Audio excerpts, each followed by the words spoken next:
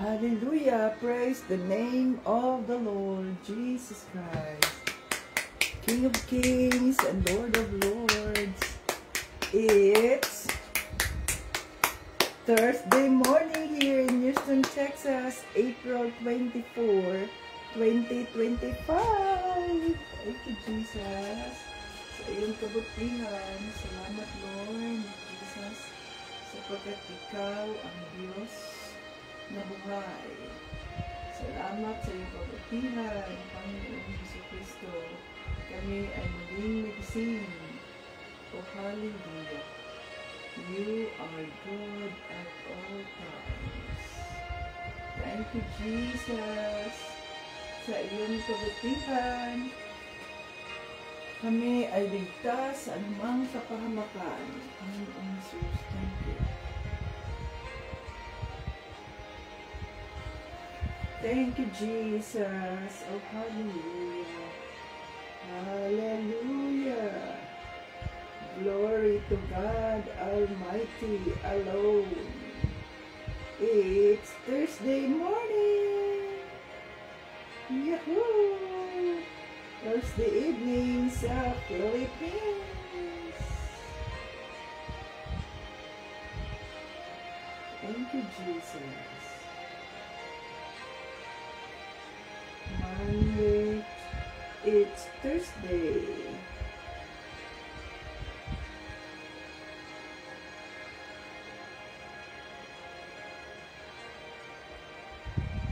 Oh, hallelujah.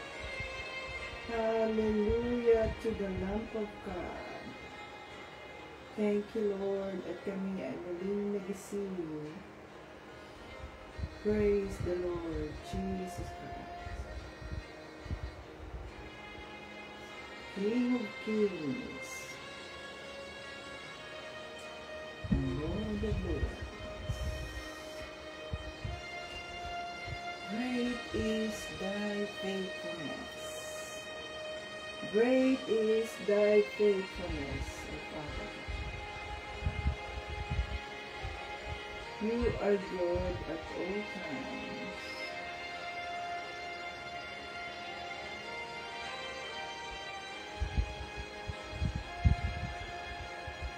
Ang batayan ng ating pananampalataya, John 3:16. For God so loved the world that He gave His only begotten Son, that whosoever believe in Him will not perish but have everlasting life. Happy moments, praise God. Difficult moments, seek God. Quiet moments, worship God. Painful moments, trust God, and every moment, thank God. Hallelujah.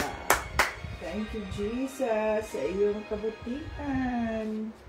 Hallelujah. Praise the Lord. Ayan, mga ka-Team Jesus, welcome dito sa ating live. Facebook joiners, Facebook viewers, and YouTube viewers.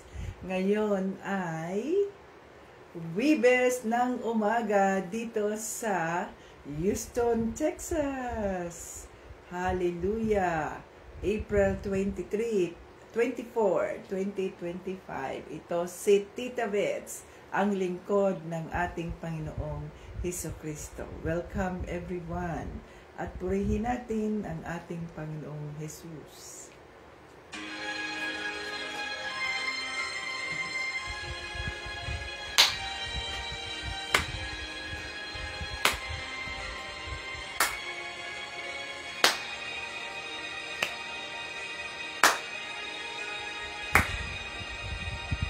Pagising sa umaga, kay ganda, kay ganda, kay ganda ng mundong ginawa niya. Ngayon ko lang nakita ang ganda ng mundo. Salamat sa Diyos at ako'y binago.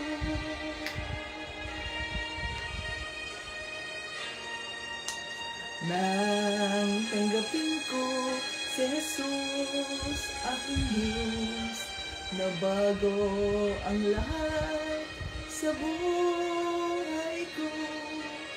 bagong ligaya ang nadarama, bagong pag-asa ang nakikita.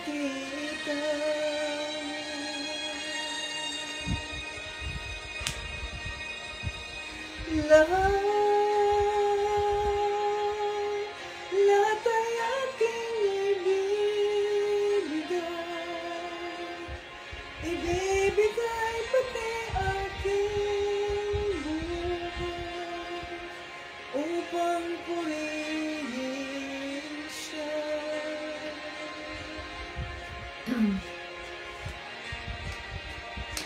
Lahat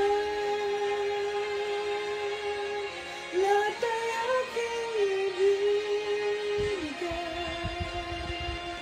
ibibigay pati aking buhay upang purihin siya.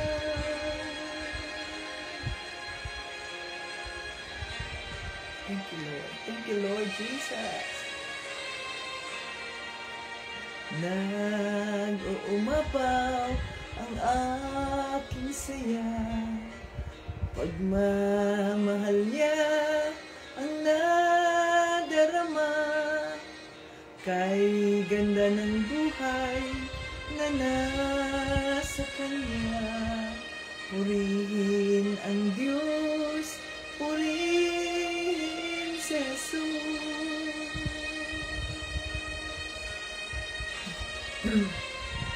Lahat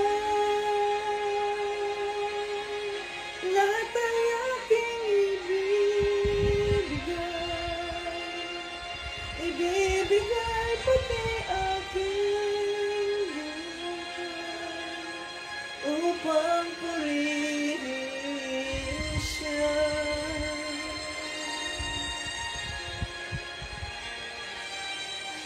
Lahat ay aking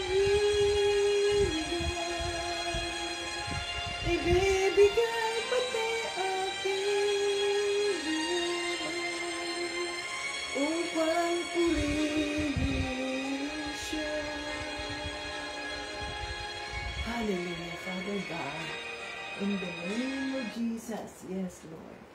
Andito po kami upang ikaw ay aming pasalamatan, upang ikaw ay aming itaas, upang ikaw ay aming kilalanin. Habang kami ay may mga buhay, ay amin kang sambahin. Panginoon Diyos Ama, sa pangalan ni Jesus, aming itaas ang pangalan ni Jesus at ipakilala sa sanlibutan na nandahil sa Kanya ay kami ay muling nabigyan ng pagkakataon na mabuhay at magamit ang aming mga katawan para sa kapurihan ng Diyos Ama.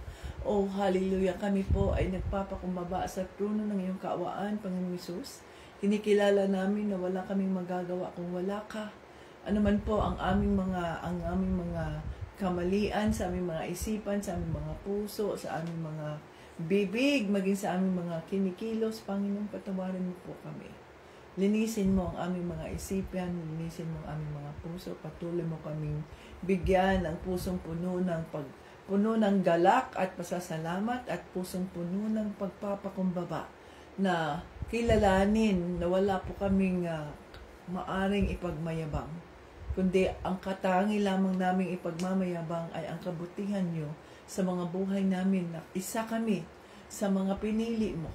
Sa dami-dami ng mga tao sa daigdig ay isa kami sa iilan sa mga pinili mo upang tawagin mo, upang makapagsilbi sa inyo, Panginoon Jesus. Oh, hallelujah. Dinideklara namin ang kapatawaran din sa mga taong nagkasala sa amin at pinapanalangin namin sila na ikaw din po, Panginoon, Panginoong Jesus, ang magpapala sa kanila. Ikaw din po ang tatagpo sa kanila upang sila rin ay makakilala sa inyo at maranasan ng mga taong ito ang iyong pagmamahal, ang iyong kaawaan, ang iyong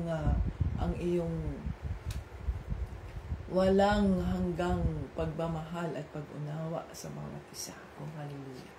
We praise you, Father God. We glorify you. We welcome the Holy Spirit in our midst today.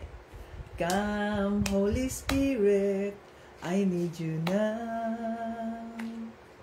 I need come in your power. I love you, Holy Spirit. You captivated my soul, and every day I learn to love you more. Come, Holy Spirit, I need you now. I need your anointing, come in your power. I love you, Holy Spirit. You captivated my soul, and every day I learn to love you more. I'm reaching for your heart. You hold my life in your hands, drawing me closer to you. I feel your power renewed. Nothing compares to this place, where I could see you face to face. I worship you in spirit and in truth. I'm reaching for your heart. You hold my life in your hands, drawing me closer to you. I feel your power renewed. Nothing compares to this place, where I can see you face to face. I worship you in spirit and in truth. I'm reaching for your heart. You hold my life in your hands, drawing me closer to you. I feel your power renewed. Nothing compares to this place, where I could see you face to face.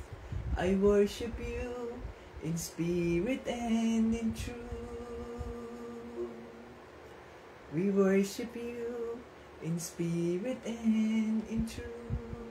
Oh, hallelujah. Sinasamba ka namin, Panginoon sa Kristo, sa Espiritu at sa katotohanan. Oh, hallelujah, hallelujah.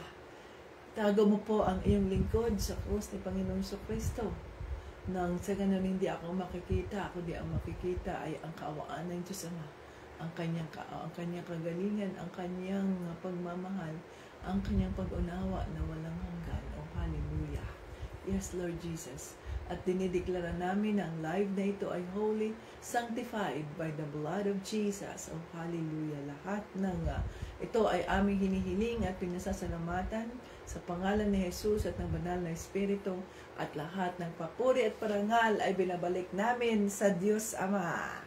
Amen! Hallelujah! Ayan, mga ka-Team Jesus. Pusya tayo ngayon. Fuchsia. Hallelujah. God is good all the time. And all the time, God is good. Okidoki. So, andito tayo ngayon sa ating live. So, ano ba yun? Hindi pala bukas. Malapit na tayong matapos dito sa Galatians, mga ka-Team Jesus. Galatians. So, kahapon ay tinuruan tayo ng banal na Espiritu na sabi ay magtulungan tayo, no? Kung ano man ang ating magagawa sa ating kapwa, lalo na sa ating mga kasamahan sa body of Christ, ay gawin natin yun. So sila ang ating prioridad. Kaya tamang-tama lang din ang conviction ng Holy Spirit, ang alam ng Holy Spirit ang ating mga pangangailangan. Alam niya na tayo nahihirapan. So, kaya gumagawa siya ng paraan. So, to God be the glory. The Lord answered our prayer at nabenta na ang bahay ng Diyos at binayaran yung mga dapat bayaran ng mga utang, dapat fully paid yung bahay, kailangan bayaran yun.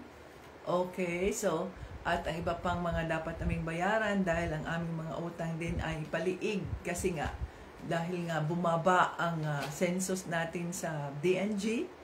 Subalit ang ating mga bills, no, ay hindi naman bumababa. Kaya ayun, but God is good sapagkat He delivered us, He answered our prayer, at yun nga, naayos na ang lahat at binigyan kami ng Panginoon ng equity o ng profit para ibayad naman namin doon sa mga niloan namin para maayos ang bahay. At thank you, Jesus.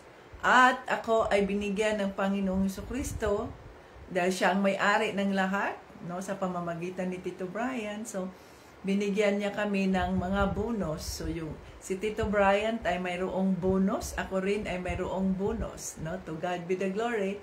Kaya, ibabahagi ko rin sa ating mga prayer warriors itong mga bonus na ito. So, ang prayer warriors natin ay yung Team Jesus members na nung time na yun ay last January. Last week of January ay nag-umpisa. So, ilang buwan nating hinintay yun, no? January 27 yata. January. So, February 27, March 27, April. So, almost 3 months tayong naghintay, mga ka-Team Jesus, na the Lord will answer our prayer in His perfect time at magpadala siya ng kanyang buyer. So, along the way ay parang kami rin ay napapagod na o kaya nadidismaya kasi maraming tumitingin at sinasabi ang daming mga feedback, it's too too sloppy, it's too mga ganyan, no? Sabi, pero hindi namin pinanghahawakan namin ang pangako ng ating Panginoong Jesucristo that in His time He will going to provide the right buyer for us. At yun nga, may isang pinadala ang Diyos mula sa California at yun ay lilipat dito sila at marami silang pamilya, Chinese family sila at multiple families ang titira doon sa bahay ng Diyos. Multiple families, mga ka-Team Jesus. At yun nga, kasi maraming mga doon, maraming mga kwarto doon at yun nga, God is good, galak na galak sila. To God be the glory dahil iiwan pa namin yung pool, yung billiard, iniwanan natin yung ping pong, yung dart, yung mga game, nasa game room ay iniwanan natin yun as the Holy Spirit leads. Yung movie room, alam naman ninyo yun, merong 5 leather recliners doon na kung bibilhin din nila yun, mahal din yun, mga almost siguro mga $3,000 to $5,000 yan ngayon, no?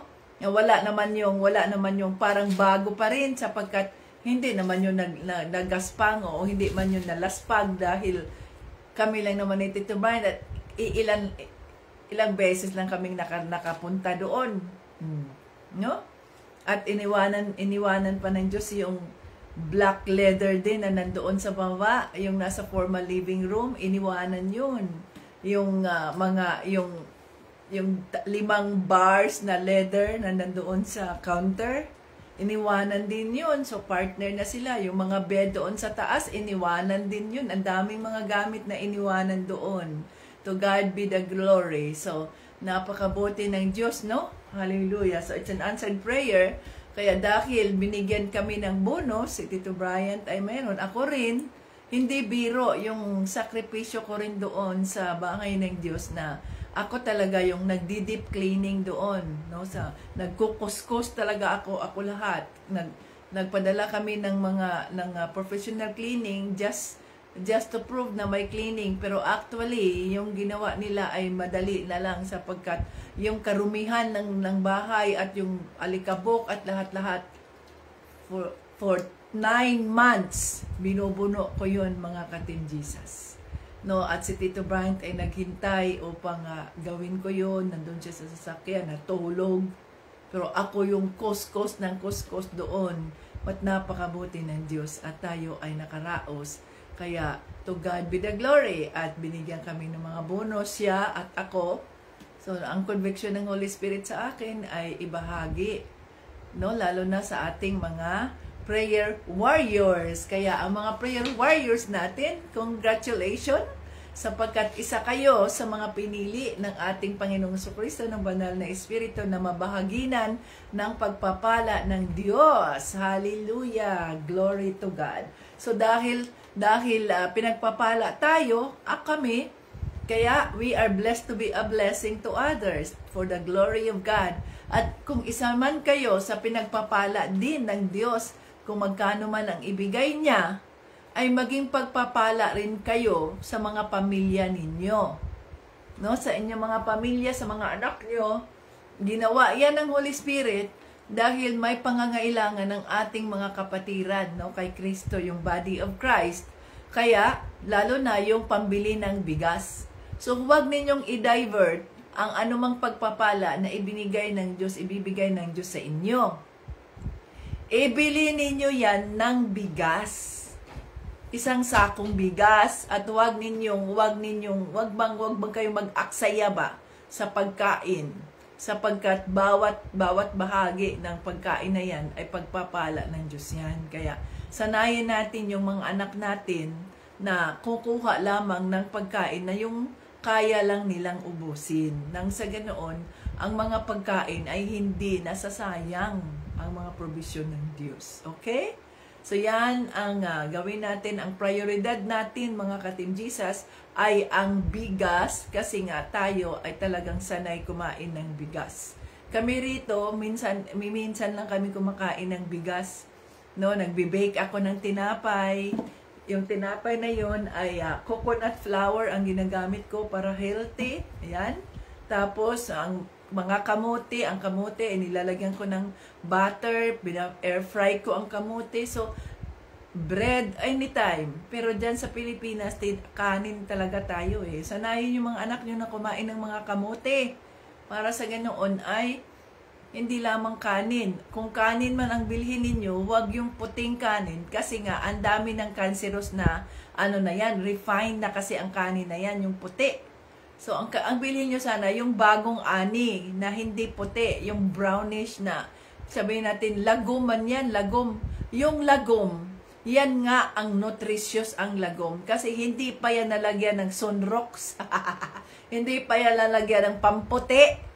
Pero yung pamputi, ay yung mga puting-puti na mga jasmine at iba pa, yan ay refined rice na yan. Kaya ilang beses na yung dumaan sa pagbabad ng mga chemicals para maging maputi.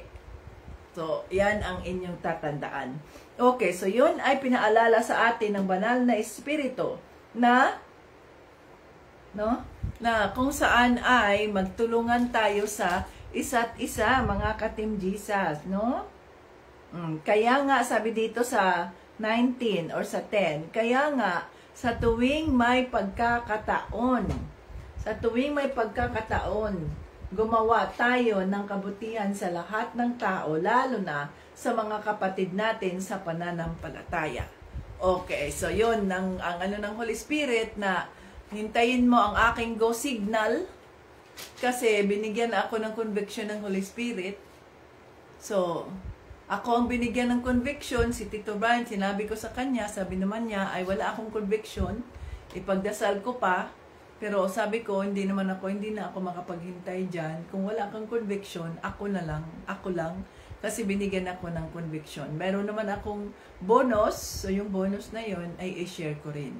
Kaya kayo, bonus din ninyo yan, kaya i-share din ninyo sa inyong mga pamilya, ang bonus na yan, ibili ninyo ng bigas, seed ninyo yan sa pamilya ninyo. Wag nyo kung ano-anong ibinibili ninyo, ibibili ninyo, mga ka-Team Jesus, ibili ninyo yan ng pagkain. Oh, hallelujah. Kung sino man yung makakatanggap noon, you are so blessed. At maraming salamat sapagkat pinagdasal ninyo ang bahay ng Diyos at pumunta kayo doon sa Google at nag-love kayo doon.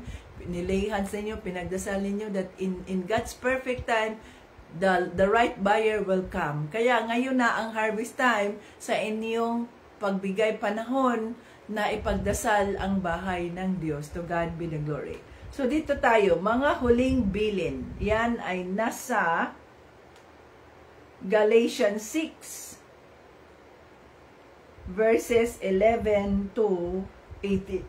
So tapusin na natin ang ang Galatians. Matatapos na ang Galatians, mga ka-Team Jesus.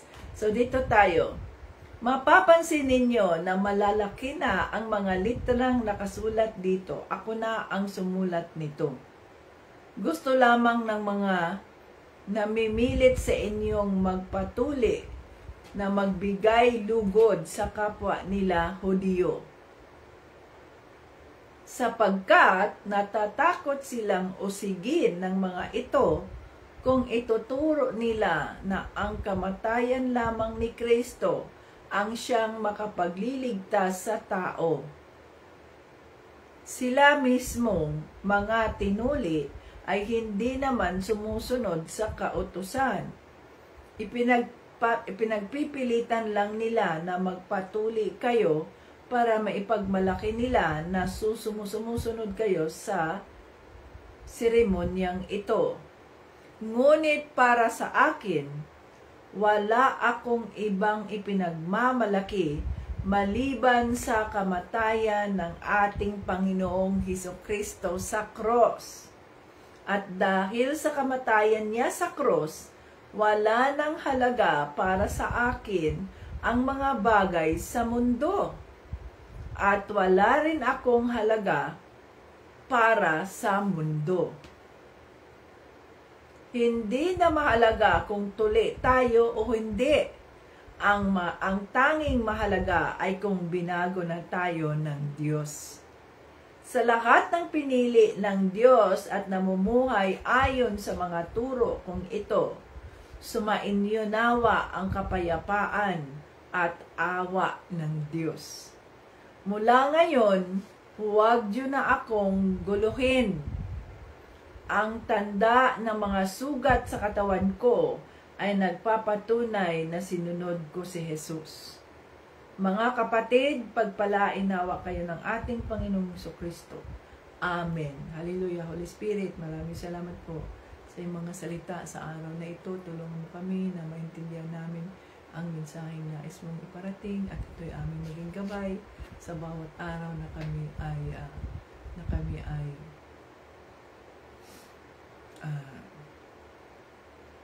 sa bawat araw na kami ay naglalakad sa aming pananampalataya kay Kristo. In Jesus' name, Amen. Okay.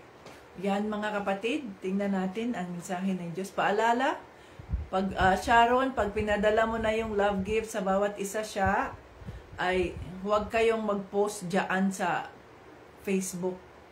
Di kayo pwedeng mag-post dyan sa Facebook, Sharon. Ha? Kayo mag-post, Sharon. At do not mention, Sharon, anything. Magpasalamat lang kayo sa Diyos, but huwag niyong ilagay doon ng Team Jesus. No. Okay? So, dito na tayo. Ano ba ang nais ipahayag ni Pablo dito sa sa mensahe niya? Ito yung huling habilin ni Pablo para sa mga Galatians. Ayan. So mayroong mga kapatid din doon na mga Hudyo na doon sa Galatia na parang ini-insist nila, pinipilit nila na yung bang pinipilit nila na yung mga hintil na hindi mga Hudyo ay kailangang magpatuli. Hindi para purihin ang Diyos, kundi para sabihin na sumunod sila sa seremonya ng mga Hudyo. Ang sabi ni Pablo, tuli ka man o hindi yan ang mahalaga. Ang mahalaga, ayon siya dito, oh.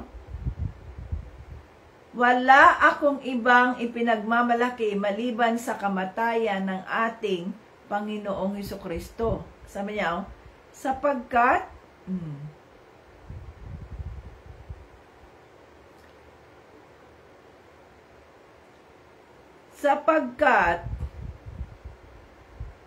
wala akong ibang ipinagmamalaki maliban sa kamatayan ng ating Panginoong Hesukristo sa cross.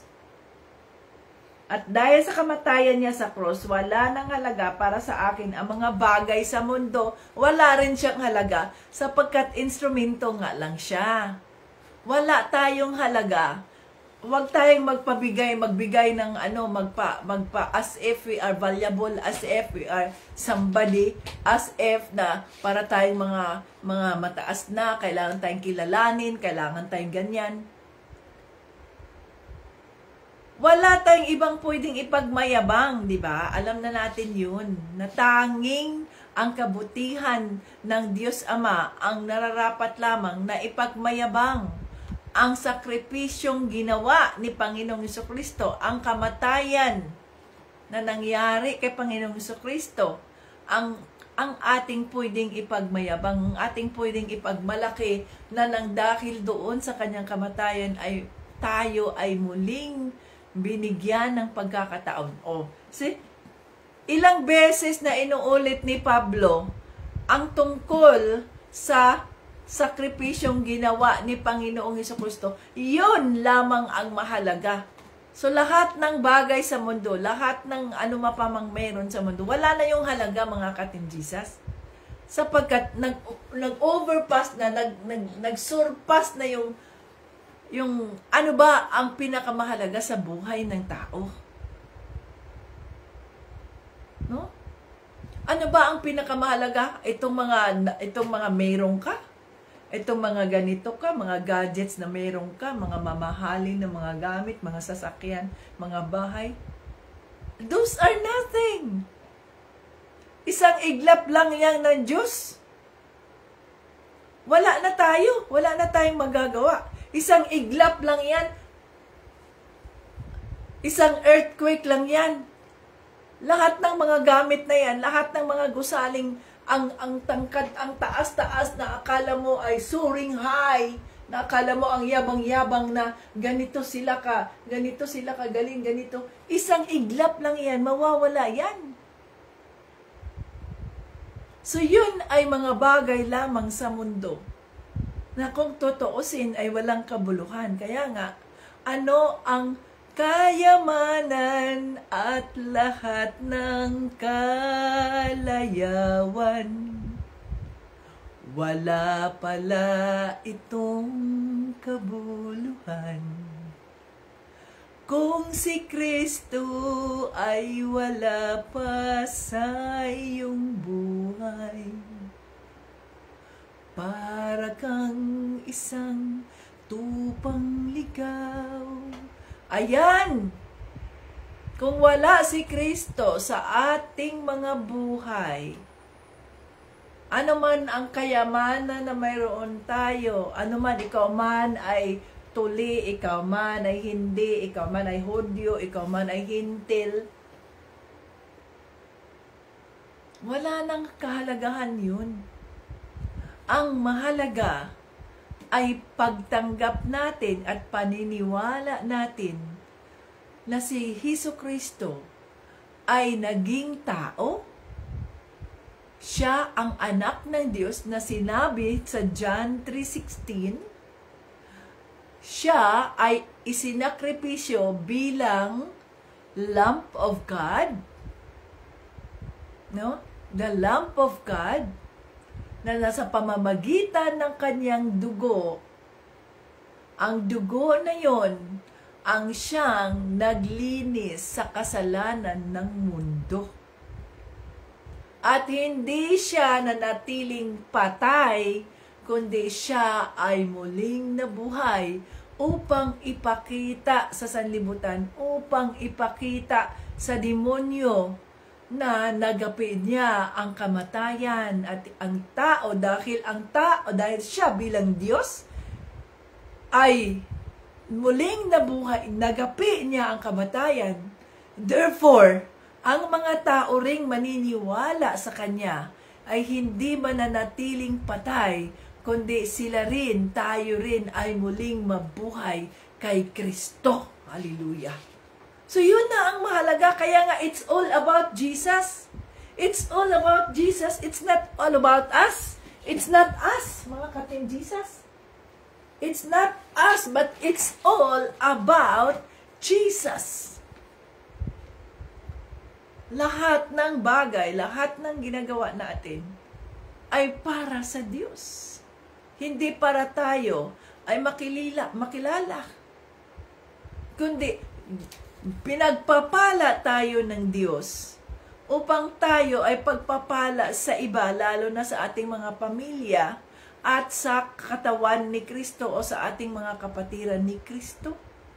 Hindi para tayo ay makilala, kundi para sila, kayo, ay magpasalamat sa Diyos. Oh, hallelujah, praise the Lord Jesus Christ, sa aking mga paghihirap, sa aking mga sitwasyon, sa aking mga struggle, na ayan, walang makain ang aking mga anak, na ganito, ganyan. Lord, salamat Lord Jesus, nagpadala po kayo ng instrumento. To God be the glory. Oh.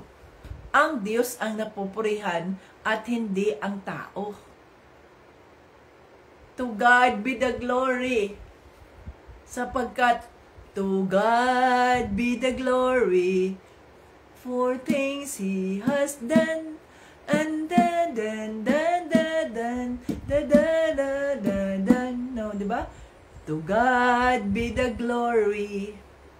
To God be the glory. To God be the glory for the things He has done. For the things He has done. So it's all about Jesus. It's all about me, no? It's all about Jesus. Jesus loves you more than you know. Kasi kung alam mo na mahal ka ng Diyos, yun nga, kawawa. Yung nakita ko yung sharing ni Tita Jane Jaana.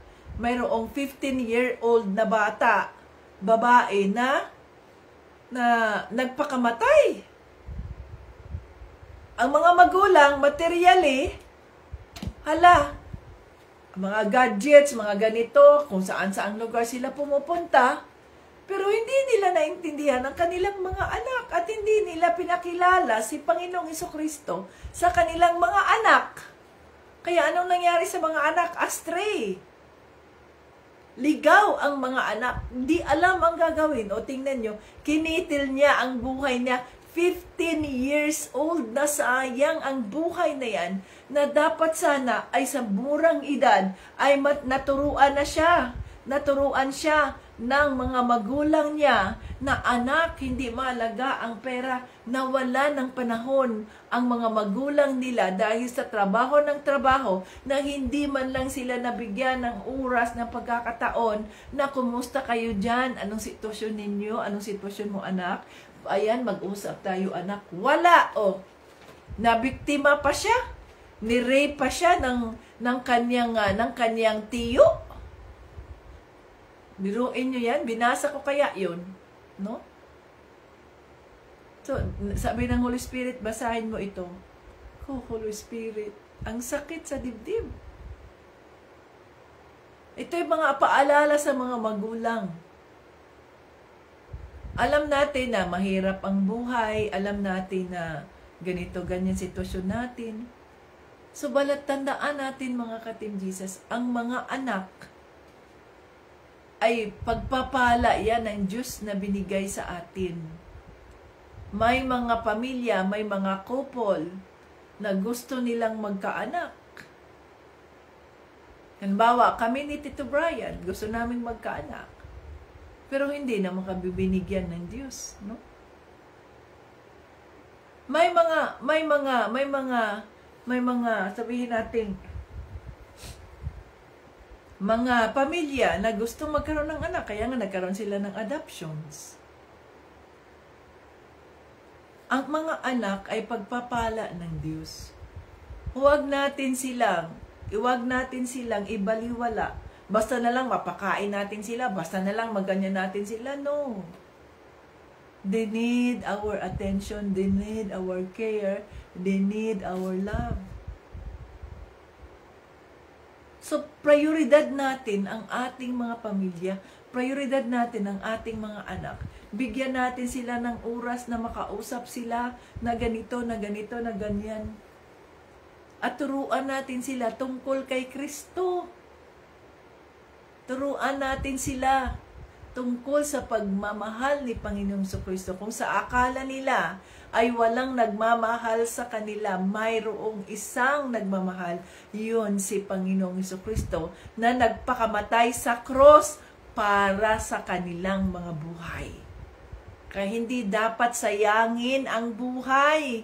Maraming mga tao na naghihintay na magkaroon ng donor upang sa ganoon ay muli pa silang mabigyan ng pagkakataong mabuhay. Magkaroon ng donor para sa kanilang mga mata dahil sila'y bulag.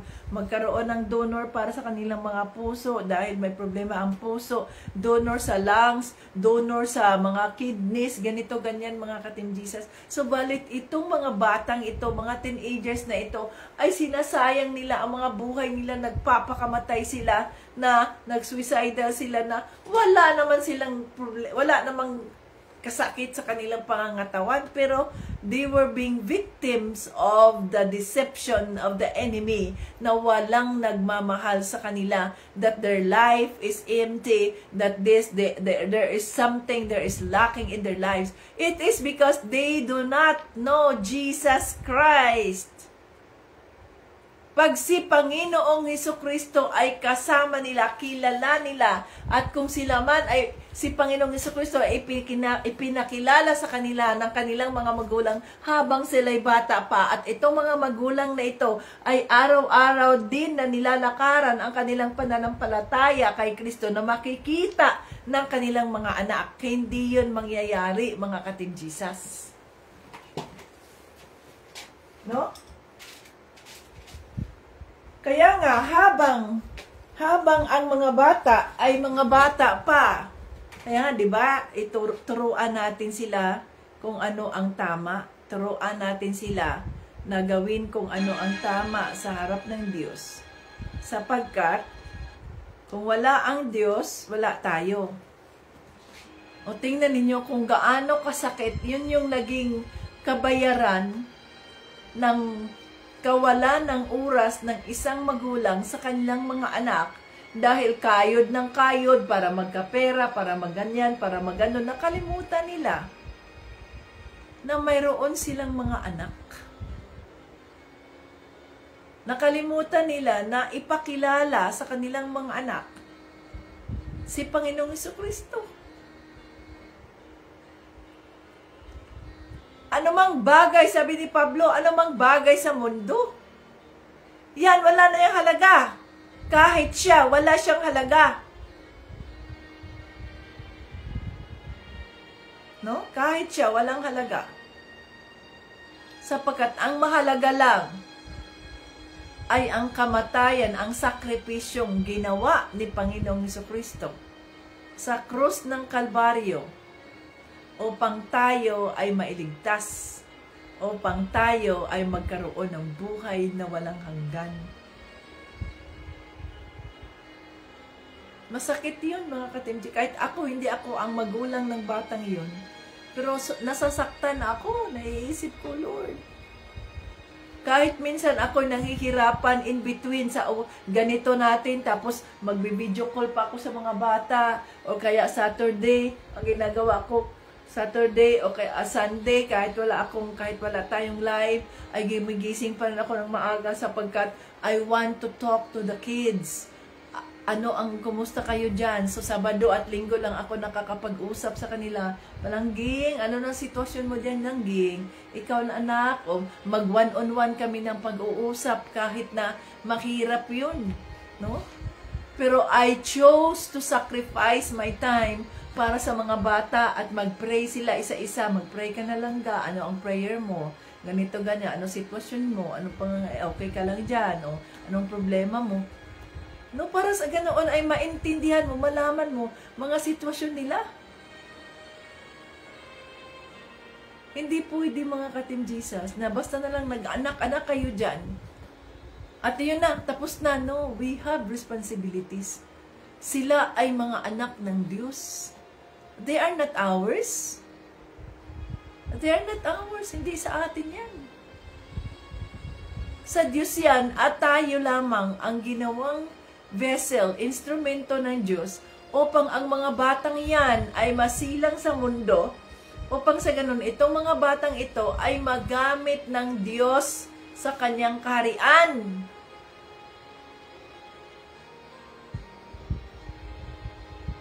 They are our treasures. Hindi tayo nanganak para pag ako'y tatanda na ay magiging ganito sila, magiging ganun sila nang mag-ibabantay sa akin, sila nang maganyan. No! At kailangang obligahin ko yung aking mga anak na pagkatapos yung ganyan ha, kayo naman ang magsuporta sa akin, mga ganyan. No!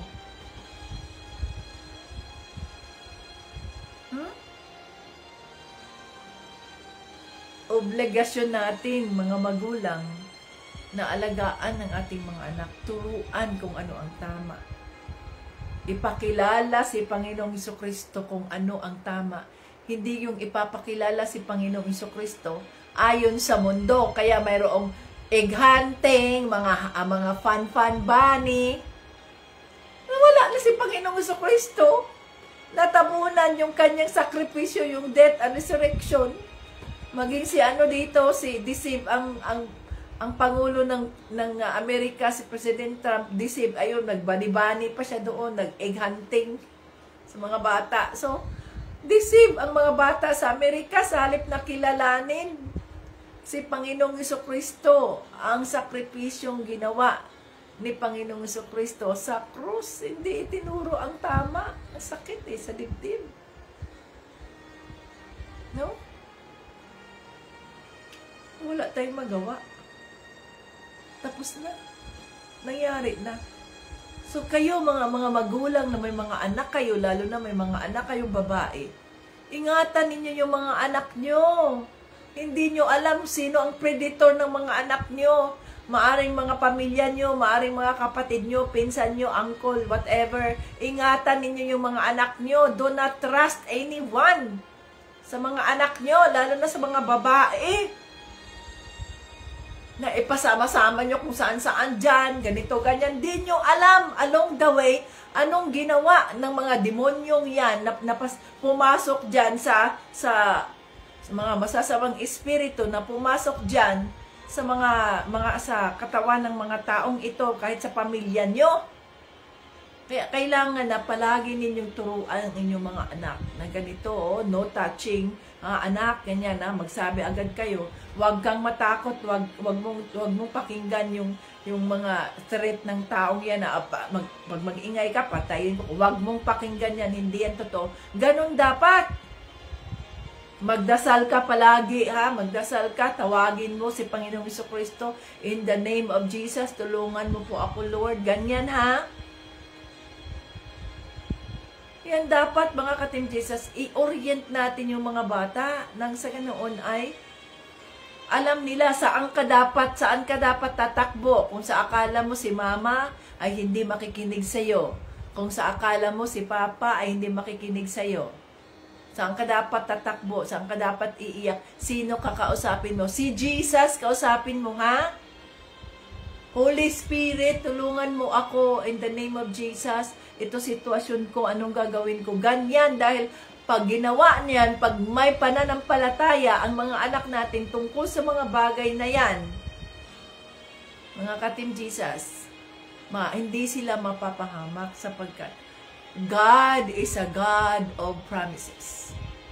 Kung ano man ang ipinangako ng Diyos, He fulfills it. Ginagawa niya yun. Kung sino man ang tumatawag sa Kanya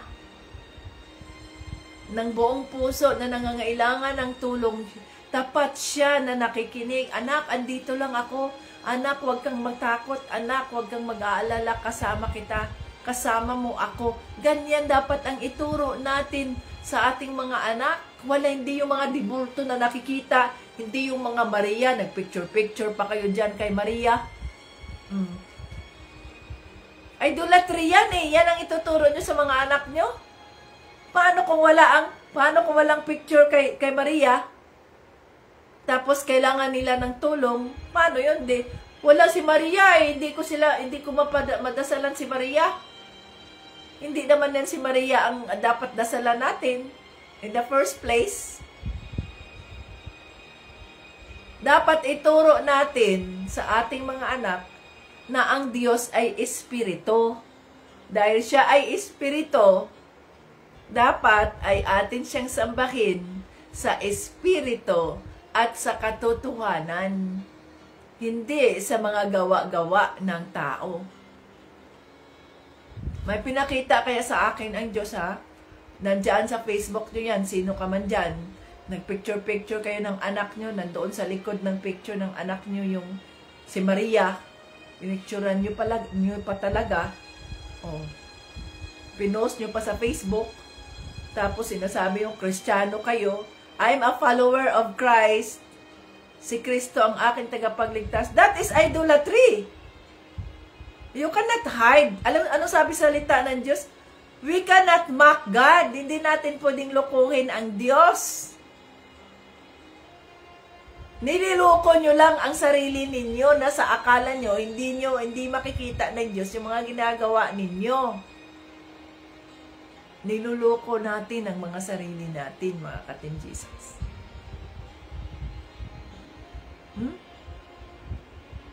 It's all about Jesus. Hindi tayo mahalaga. Hindi mahalaga kung ano man anong meron ka sa mundo. Sino ka? Hindi mo ba ako kilala? Ako si ganito. O sino ka naman? Sa harap ng Diyos, wala ka. You are nothing. You are no one. Hindi mahalaga.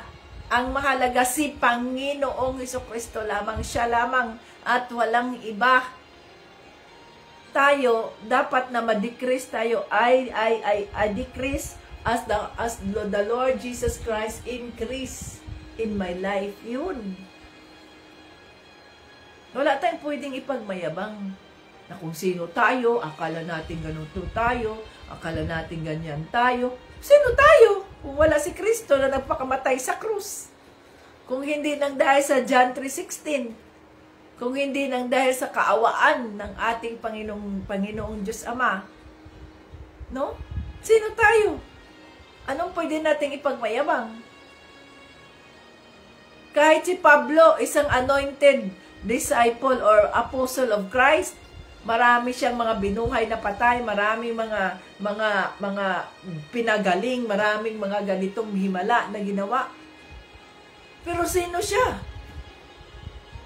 He is nothing. He is nothing. Kaya dapat ang magkaroon tayo, anong mayroon tayo?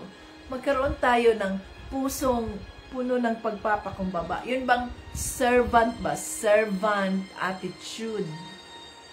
We are here to serve, not to be served. Nandito tayo para magsilbi sa ating Panginoong Jesucristo. At sa pamamagitan ng pagsilbi natin sa body of Christ, sa ating mga kapatiran, no? Sa ating mga kapatiran ay yun ang mangyayari. Sa ating mga kapatiran, yan ay para na rin tayong nagsisilbi kay Panginoong Jesucristo. Kaya nga, serve the body of Christ. Oh. Sino ang nagugutom? Pakainin. Sino ang nauuhaw? Painumin. Sino ang mga walang damit? Damitan. Sabihin ng mga mananampalataya ni Kristo, Lord, kailan ka ba namin na napakain? Kailan ka ba namin na painom? Kailan ka ba namin na damitan? Kasi sabi ni Panginoong Jesucristo, when I was hungry, you share your food. Pinakain niyo ako. Kung ako'y nagutom, pinakain niyo ako. Kung nung ako'y nauhaw, pinainom niyo ako. Nung ako'y walang masuot, dinamitan ninyo ako, wala akong masuot. Wala akong matirhan. O kailan ka namin pinakain, Lord? Kailan ka namin pinainom? Whatsoever you do to the least of your brothers, you do it unto me. Yun. Kung ano ang ginagawa natin sa ating mga kapatid kay Kristo, yun ay ginagawa natin kay Panginoong Jesucristo. No? Brothers and sisters in Christ tayo. Yung mga nasa mundo, hindi man natin yan mga brothers, hindi man natin yan mga sister. They're not our brothers, they're not our sisters. Maybe they're our friends, but they are not brothers and sisters. Bakit? Kung hindi naman sila tumanggap kay Panginoong Jesucristo, they're not part of the body of Christ. Kasi nga, hindi man nila tinanggap si Kristo. Ang ating mga kapatiran kay Kristo, yun yung matuwid na tumanggap kay Panginoong Jesucristo, nagpapakumbaba at nilalakaran, no? Ipinamumuhay ang pagiging Kristiyano sa bawat araw ng buhay nila. Na kung saan makikita ng iba ang kabutihan ni Panginoong Jesucristo sa mga buhay nila at sila rin mismo ay mababago dahil nakikita nila ang pagbabago ng isang kapatid na ito, ng isang co-worker na ito na ganito. Bakit ganun siya kabait? Bakit ganun siya kaanyan? Sapagkat nakikita nila yung Kristong mayroong ka sa puso mo. Bakit ganun siya ka-generous? Bakit ganun siya ka-anong? Sapagkat nandoon si Kristo sa puso niya, ang banal na Espiritu sa puso niya. To God be the glory. So, ganun yun mga ka-Team Jesus. Okay? Kaya tayo ay maging generous. Give with a cheerful heart. So, yung cheerful heart dapat ang ating maging batayan sa pagbibigay natin sa mga pagpapala, no? Sa pagbibigay natin sa mga pagpapala. Hallelujah. Praise the name of the Lord Jesus Christ, King of Kings and Lord of Lords. Ayan mga ka-Team Jesus, tinuruan na naman tayo ng banal na Espiritu. Rebuke is real tayo ulit. Kung sino-sino man tayo, mga magulang man tayo na hindi natin binigyan ng pansin ang ating mga anak, na nakalimutan natin na mayroon tayong mga anak, mayroon tayong obligasyon sa kanila. Kaya ayan, mga ka-Team Jesus, rebuke is real. No? So, kung kayo ay marami na kayong mga anak dyan, mag-control na rin kayo. Pigilan ninyo ang inyong mga sarili. Para sa ganoon ay hindi na masyadong mahirapan kayo sa pagpapakain ng mga anak niyo. Lalo na, ganito lang trabaho nyo, ganito, ganyan. Mahirap din yun. Ay hingi kayo ng gabay sa banal na Espiritu ba? Kung ano ang inyong gagawin. Okay? Na mananatili pa rin ang inyong relasyon bilang mag-asawa. Subalit, ayusin ninyo yung pagpipigil sa sarili ninyo para hindi na madagdagan mga anak nyo. Okay? Tama na yun. Dapat mag-family planning kayo. Ganito, ganyan. O kaya, ayan, ways man yan ng Panginoon. Kung anong conviction ng Holy Spirit. Holy Spirit, ito ba conviction mo sa amin na magpalaygate na ako para sa ganoon hindi naman maapektuhan ang relasyon namin ng kaming mag-asawa? Kasi part man yan ng pagiging mag-asawa yung lovemaking o anong ganitong sitwasyon namin, Holy Spirit. Kasi ang Holy Spirit, magbibigay yan ng conviction eh. Ipagdasal ninyong dalawa yan kung anong mga dapat ninyong gawin. Sapagkat ang hirap ng buhay. At ang mangyayari dyan ay ang mga anak ninyo ang naaapektuhan. Wala naman silang kasalanan eh. Walang kasalanan ang mga anak natin. Hindi naman sila nagpumilit na isilang mo sila sa mundo. Tayo man, kayo mga magulang, tayong mga magulang, ang gumagawa niyan. No?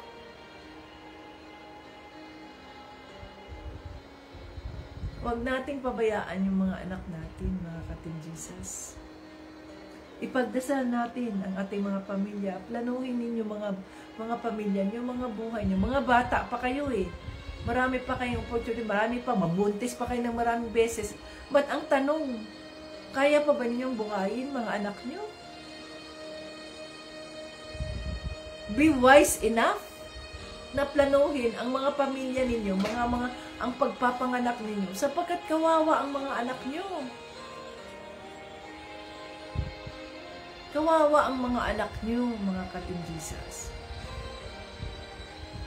Sabihin ninyo, nabuntis na naman ako, natatakot ako, ayoko, mapapahiya ako kay Tita Bits kasi nabuntis na naman ako. Pamilya yun naman yan wala naman kaming, that's yours. Pananagutan ninyo yan sa Diyos at hindi sa amin. Kami, tagapag-advise lang sa inyo na ganito, ganyan. Sipiat, sabihin nyo pa, sipiat. Marinig yan ng mga anak nyo na sinasabi ninyong nasipiat kayo, o kaya, yan, nagkamali ako, kaya nabuntis ako. So, ibig sabihin nun, sabihin ninyo, sabihin ng anak ninyo, ako pala ay isang pagkakamali lang, kaya ako'y isinilang. Hindi yun pwede, mga ka-Team Jesus. Sinasaktan ninyo ang inyong mga anak. Pag sinabi niyong sipiat, nagkamali kahit ganyan, no.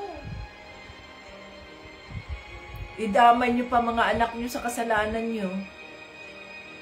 Kayo ang nawalan ng pagpipigil sa sarili sa inyong laman. Kaya kayo dyan, mga mag-asawa, soak yourselves in the presence of the Holy Spirit. Nang sa ganoon, mabawasan yung inyong mga sexual urge. No? Mabawasan yan at ang tanging yan lang mararanasan ay yung gusto ninyong magpuri sa Diyos, gusto ninyong mag-seek sa Panginoon. Wala nang mga tungkol sa mga sexual, mga urges na kung may sexing mga babae, mga machong mga lalaki, mga ganyan. Iwasan natin ang mga yan dahil hindi yan sa Diyos. Kumain kayo ng make papaya as your favorite fruit. Kasi ang papaya, maraming sustansya yan, at ang papaya ay nagpapababa yan ng mga sexual urges ng tao. No? Kaya ako, araw-araw papaya. Para sa mata, para sa aking pagtae, na araw-araw na nakatae, maraming vitamins. Win-win sa Diyos. No, para kung wala ka ng ganyan, karanas na ng mga lovemaking, makaiwas ka sa tukso. Hindi mo hanap-hanapin ang mga bagay na yan, mga ka-Team Jesus. No? Kundi ang hanapin mo ay ang presensya ng banal na Espiritu. Ang hanapin natin ay ang pagmamahal ng Diyos. Ang hanapin natin ay kung paano tayo maging kalugod-lugod sa harap ng ating Panginoong Hesukristo. Sapagkat wala nang ibang kahulugan, wala nang ibang mahalaga sa buhay. It's all about Jesus.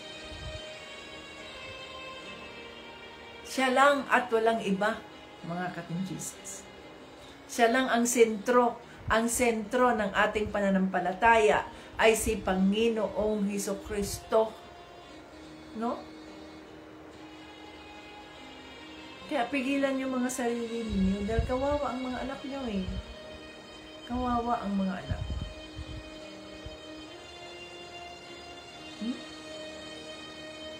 Maging selfless kayo. Hindi lang yung sarili nyo iniisip nyo dahil gusto ko to. Tapos, ayan na, nabuntis na. Sino na naman mangyayari sa inyo? Wala na naman kayo ipapakain.